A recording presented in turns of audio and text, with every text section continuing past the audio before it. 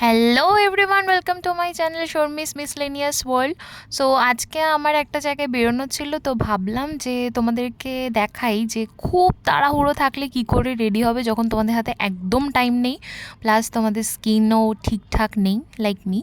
হ্যাঁ, তো যাই হোক, আমি এখানে বলে রাখি যে আমার কিন্তু অয়েলি অ্যাকনি-প্রোন স্কিন।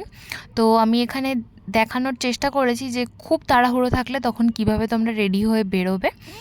আর যাদের অয়েলি স্কিন, প্রচণ্ড অয়েলি স্কিন, তারা স্কিপ করতে পারো, বাট এই ওয়েদারে আমার স্কিনের যা কন্ডিশন তাতে এরকম প্রোডাক্টগুলো ঠিকঠাক চলে যাচ্ছে। তো এখানে আমি আমার শার্টটা বের করে নিয়েছিলাম, দেন জিন্স আর ইয়াররিংসটাও আমি এখানে রেডি করে রেখেছিলাম। তো ফার্স্টে আমি অ্যাপ্লাই করব হচ্ছে সানস্ক্রিন, যেই সানস্ক্রিনটা আমি অল টাইমই ইউজ করি। তো এরপরে একটা ফেশিয়াল অয়েল অ্যাপ্লাই করেছি, সেটা হচ্ছে রোজ হিপ অয়েল। এটা হচ্ছে গুড ভাইবসের রোজ হিপ অয়েল।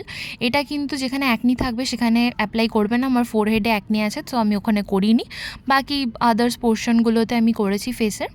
তো এটা খুব ভালো, এটা খুবই হাইড্রেটেড, খুবই কী বলবো তোমাদের, খুব ময়েশ্চার প্রোভাইড করবে। আর দেন হচ্ছে এটা রিকোডের একটা গ্লো মিস্ট, এটা তো একটা দারুণ প্রোডাক্ট।